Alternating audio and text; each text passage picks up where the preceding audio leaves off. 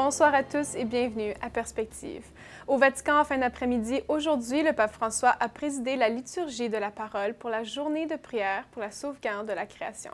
Le Saint-Père a institué la journée de prière le 6 août dernier. C'était une réponse à la suggestion du représentant du patriarcat œcuménique de Constantinople, métropolite Ioannis Zizioulas, lors du lancement officiel de l'encyclique Laudato Si en juin dernier. L'Église orthodoxe souligne cette journée de prière depuis 1989.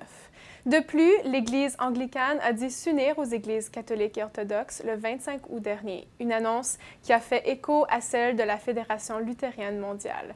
Celle-ci avait choisi de prier pour la création la première journée de chaque mois jusqu'en décembre prochain. Laïcs, religieux, prêtres, évêques, membres de la curie romaine, tous étaient donc rassemblés dans la basilique vaticane pour la liturgie de la parole. La célébration a commencé avec une lecture du livre de la Genèse et du psaume 148, avant d'entendre un extrait de l'encyclique Laudato Si du pape François, un passage dans lequel il rappelle le cantique de saint François d'Assise sur la création. L'homélie a été livrée par le père Raniero Cantalamessa des frères mineurs capucins, dans laquelle il est revenu sur ce cantique, en disant que saint François nous donne la clé pour notre conversion de cœur, notre attitude envers la création. C'est dans la contemplation de la nature et non dans la possession de la nature que nous arriverons à sauvegarder la création. Il a de plus ajouté un nouveau vers au cantique du franciscain. Loué sois-tu, Seigneur, pour ceux qui travaillent pour protéger notre sœur et mère, la terre, les scientifiques, les politiciens, les chefs de toutes les religions et les hommes de bonne volonté.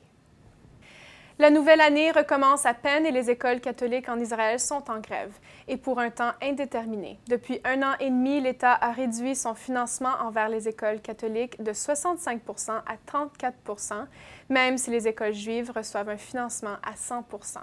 Les écoles catholiques ont toujours été reconnues par l'État, bien que non officielles. En mai dernier, l'Office des écoles catholiques en Israël a manifesté devant le ministère de l'Éducation à Jérusalem pour qu'augmente le taux du financement de l'État.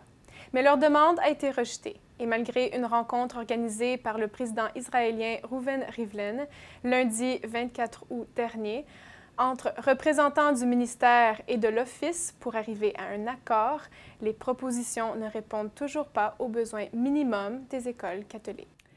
Dans une entrevue accordée à Radio Vatican, le directeur des écoles du patriarcat latin en Israël et en Palestine, le père Faisal Hijadin, nous donne son point de vue.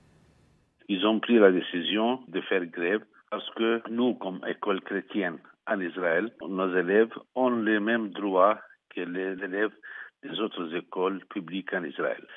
Nos écoles ont une mission. La mission est d'assurer l'identité chrétienne de l'école et d'assurer la religion chrétienne aux élèves chrétiens. Et c'est un droit pour nos élèves dont les autres écoles publiques n'assurent pas. Et en même temps, ils assurent la présence des musulmans, des druzes dans nos écoles. Nous assumons une responsabilité pas seulement pour nos chrétiens, mais aussi pour les autres qui se trouvent autour de nos villages chrétiens ou musulmans. Des responsables ecclésiastiques ont rencontré le ministre de l'Éducation israélien, donc Naftali Bennett. Qu'en est sorti de cette réunion finalement? Voilà, le président, le ministre de l'Éducation, le premier ministre disent que nous respectons les écoles chrétiennes, le travail, mais ils ont donné un délai d'1 semaine pour faire des réunions, arriver à une solution. Après qu'on a déclaré qu'il y a une grève, le Premier ministre Netanyahou, sur son bureau, a envoyé un message qu'ils sont en train d'aider pour résoudre ce problème. Nous espérons que ce ne soit pas vraiment seulement des paroles, mais des actions. Voici les intentions de prière du pape François pour le mois de septembre. Pour qu'augmentent les possibilités de formation et d'emploi pour les jeunes et pour que les catéchistes soient des témoins cohérents de la foi qu'ils annoncent. C'est tout pour aujourd'hui. À la prochaine.